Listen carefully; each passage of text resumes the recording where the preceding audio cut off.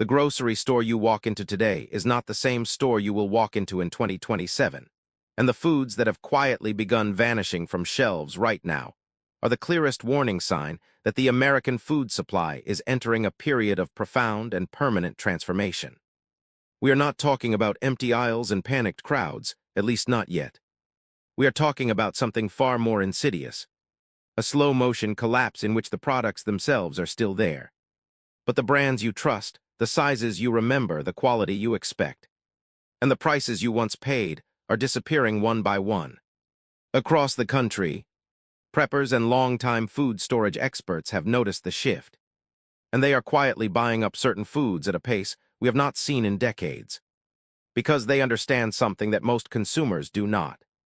The old food economy is breaking down, and the replacements are smaller, weaker, and far more expensive. The evidence is everywhere once you start looking.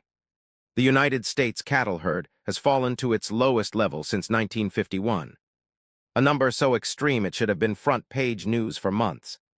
Dairy farms have collapsed from over 640,000 in the 1970s to roughly 24,000 today, a decline of more than 96%. The global olive oil supply has been so severely damaged by heat waves and drought that some retailers are now locking bottles inside anti-theft cases, treating a basic cooking staple like high-end electronics. And these are not isolated events. They are connected failures in a food system that has been optimized for efficiency and profit at the expense of resilience. And now the bill is coming due. What we are witnessing is not a temporary disruption. It is the beginning of a structural collapse in the availability of affordable, high-quality food in the United States. And the people who are paying attention are already changing their buying habits. But before we move on, we kindly ask you to support our work with a thumbs up, and don't forget to subscribe to our channel so you don't miss our upcoming lists. The information we are about to share is based on months of research into supply chains, agricultural data, and retail trends, and the picture it paints is deeply troubling. Without further ado, here are 12 foods that are quietly disappearing from shelves, and the reasons why preppers are secretly buying them fast. Number 1 is canned sardines and mackerel. And if you have not checked the price of these products recently, you may be in for a shock. The cost of canned sardines and mackerel has increased by roughly 100% in just 3 years, a doubling that has pushed these once affordable protein sources out of reach for many families. The root cause is not a single event, but a cascade of failures. Major international fisheries have reduced catch quotas for sardines and mackerel due to declining fish populations and shifting ocean temperatures, which means the raw material itself is becoming scarcer every year. At the same time, processing costs have risen sharply, and the specific combination of mustard sauce, metal cans, and imported fish has created a supply chain that is brittle and easily broken. Some grocery chains have already indicated that certain canned sardine products in mustard sauce will not be seen again after March 2026, which is not a temporary out-of-stock notice, but a quiet discontinuation. For preppers, canned sardines and mackerel represent one of the most nutrient-dense shelf-stable proteins available, rich in omega-3 fatty acids and calcium from the soft bones, and with a shelf life measured in years. They are also small, portable, and require no cooking, which makes them ideal for emergency food storage. The fact that they are now doubling in price and disappearing from shelves is a signal that the global fish supply is under severe stress. And that stress is not going away. Number 2 is canned butter, and this is a product that most shoppers never think about until it is gone. There are only 3 major producers of shelf-stable canned butter in the United States, which means the entire national supply depends on a handful of facilities. One of those producers experienced a fire that disrupted production, and another is facing a shortage of the metal cans themselves, a problem that sounds almost absurd until you realize how specialized the canning equipment really is. Canned butter maintains quality for 5 to 10 years in cool conditions, and it provides the dietary fat that is essential for satiety, hormone function, and the absorption of fat-soluble vitamins A, D, E, and K. Preppers understand that fat is one of the hardest macronutrients to store long-term, because most fats go rancid within a year or two. Canned butter is one of the few exceptions, and the supply is now so fragile that a single fire or a single shortage of metal cans can disrupt the entire market. Several brands producing shelf-stable butter have already moved to backorder status or quietly discontinued the product altogether. The butter you see in the refrigerated section is still there, but the long-term storage version is vanishing, and once it is gone, there is no easy replacement.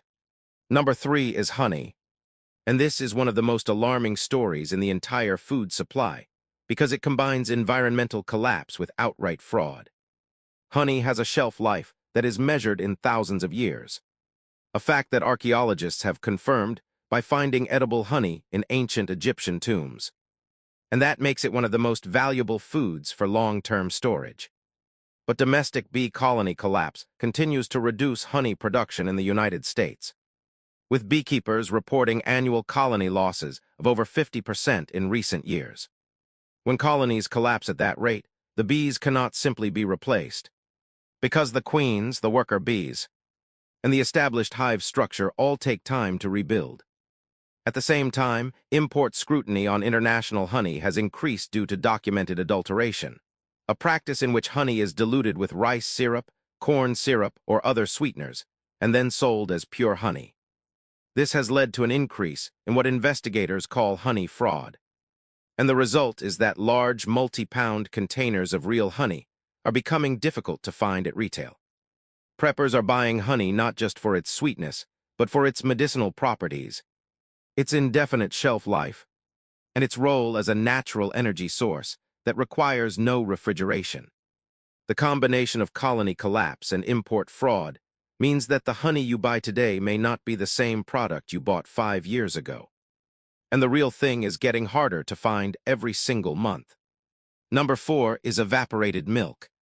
And this is a product that has been quietly deprioritized by dairy processors who would rather sell fresh milk and cheese.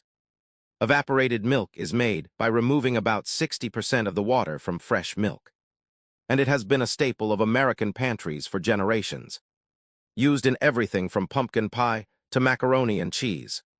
But when dairy processors face capacity constraints, evaporated milk is one of the first products to be cut, because fresh milk and cheese generate more revenue per gallon of raw milk.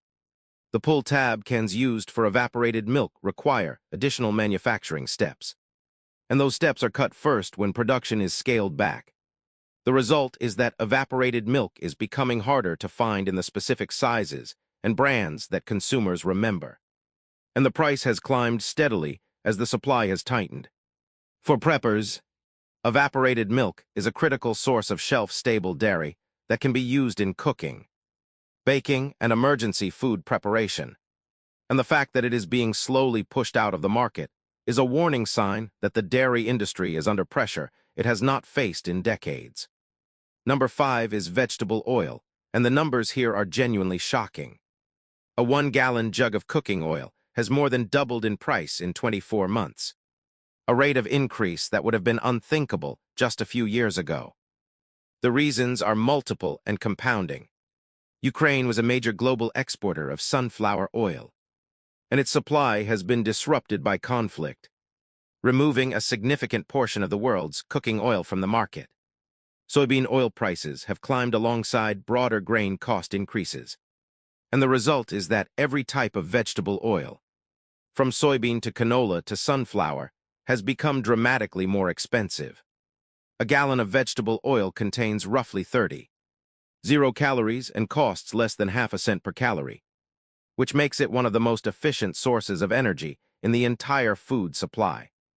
Dietary fat is required for the absorption of fat-soluble vitamins A, D, E, and K, which means that without adequate fat intake, even a well-stocked pantry can lead to nutritional deficiencies.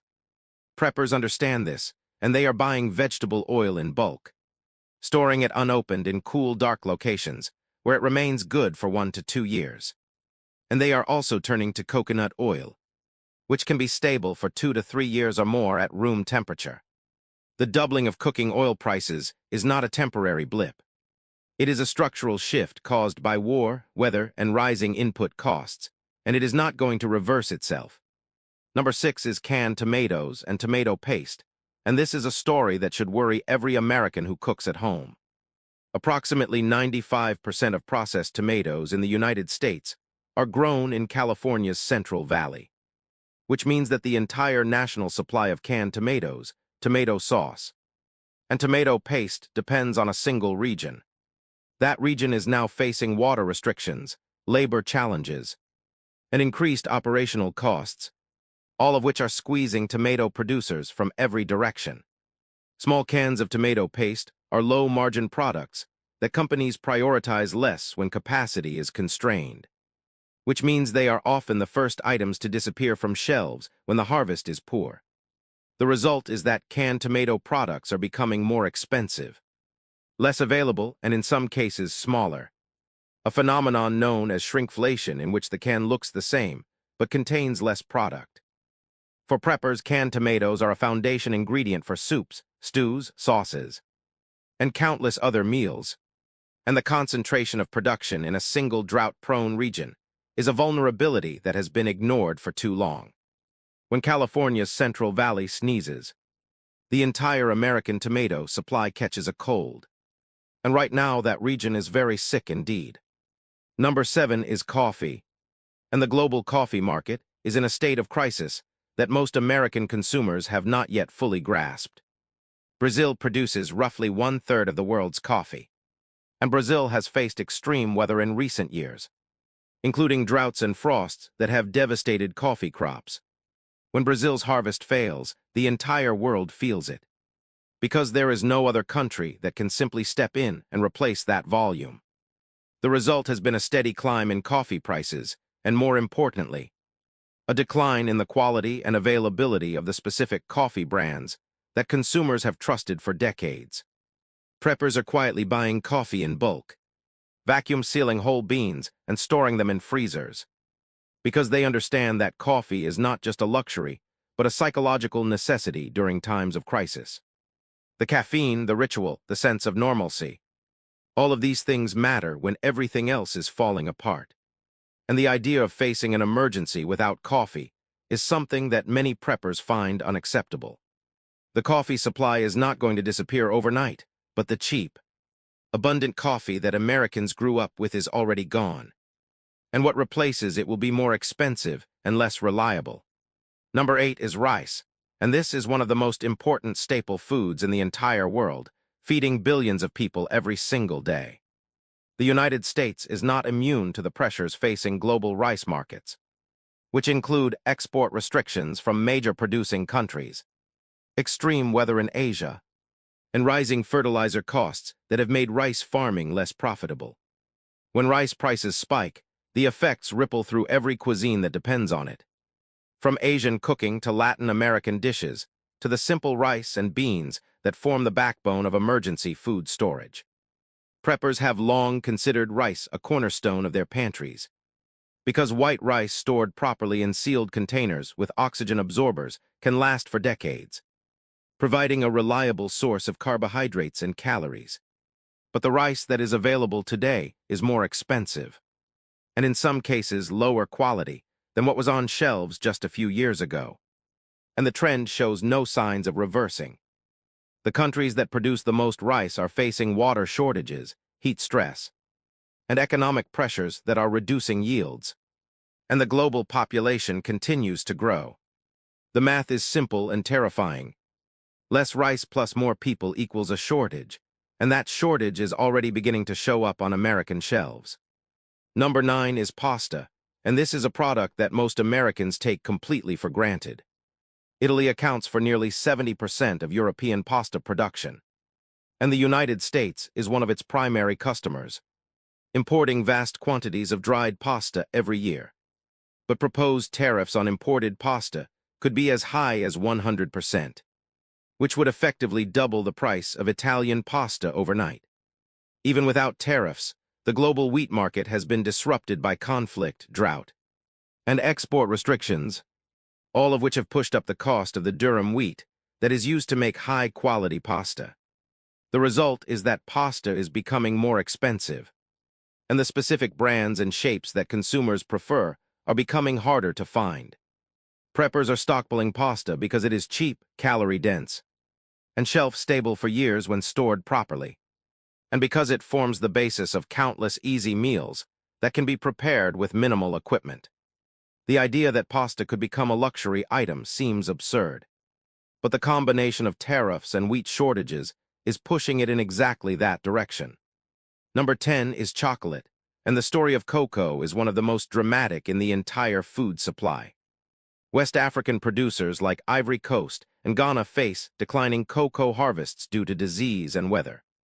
And these two countries alone account for a massive share of the world's cocoa production.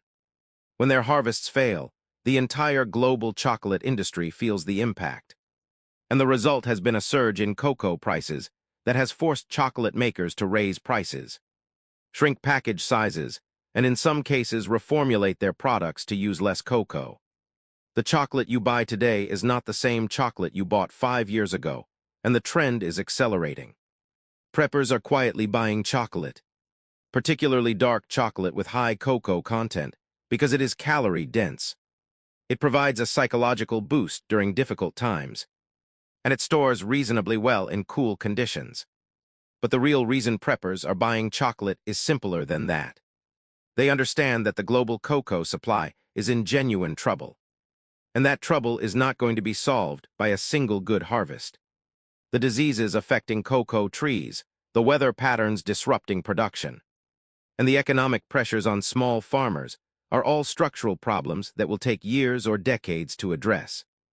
And in the meantime, chocolate will continue to get more expensive and less available. Number 11 is olive oil, and this is the product that has become so valuable that retailers are literally locking it up. Spain produces roughly 40% of the world's olive oil, and recent heat waves and droughts cut their harvest nearly in half, a reduction so severe that it has sent shockwaves through the entire global market. When the world's largest producer loses half its crop, there is no other country that can make up the difference. And the result has been a price explosion that has made olive oil one of the most expensive cooking fats in the supermarket. In some regions, bottles of olive oil are now being placed inside anti-theft cases, a practice that was previously reserved for razor blades and expensive electronics. This is not just about theft. It is a signal that olive oil has become so valuable that retailers cannot afford to leave it unprotected. Preppers are buying olive oil despite the price, because it is one of the healthiest fats available. It stores well when kept in dark bottles away from heat, and it is a staple of Mediterranean cooking that cannot be easily replaced. But the olive oil supply is now dependent on weather patterns that are becoming increasingly unstable. And the days of cheap, abundant olive oil are over. Number 12 is eggs, and this is the story that has dominated headlines for months. But the full implications are still not widely understood. The egg market has been devastated by avian influenza, which has impacted over 100 million birds in the United States alone. When a flock is infected, the entire flock must be culled, and rebuilding takes months, which means that the egg supply cannot respond quickly to price spikes. For organic eggs, recovery is even slower due to specific organic feed requirements, which means that the organic egg shortage will persist long after conventional eggs return to normal. The result has been egg prices that have doubled, tripled, and in some cases quadrupled, with empty shelves in grocery stores across the country. Preppers have long understood the value of eggs as a source of protein, but the current crisis has taught them something even more important. The American food system is far more fragile than anyone realized, and a single disease outbreak can disrupt the supply of a basic staple food for months or even years. Eggs are the canary in the coal mine, and the canary is not doing well. These 12 foods are not disappearing in a vacuum. They are part of a broader pattern that includes the dairy industry's collapse from 640 farms to 24 the cattle herd's decline to its lowest level since 1951, and the slow erosion of every food category that depends on weather, water, and global supply chains. The grocery store landscape in 2027 will look different. Not because the products are gone, but because the old price and the ability to feed a family on a standard budget may have vanished. This is the quiet collapse, the one that happens without riots or empty shelves. The one that simply makes everything smaller, worse, and more expensive until one day you realize that the foods you grew up with are no longer there. This is just the tip of the iceberg, and with an economic downturn at our door, this ship could sink in the blink of an eye. The preppers who are quietly buying these foods are not paranoid. They are simply paying attention, and what they see is a food system that is breaking down under the weight of its own fragility. Things are only going to get worse from here. Can you feel it? Thank you for watching, and don't forget to subscribe so you don't miss our next warning.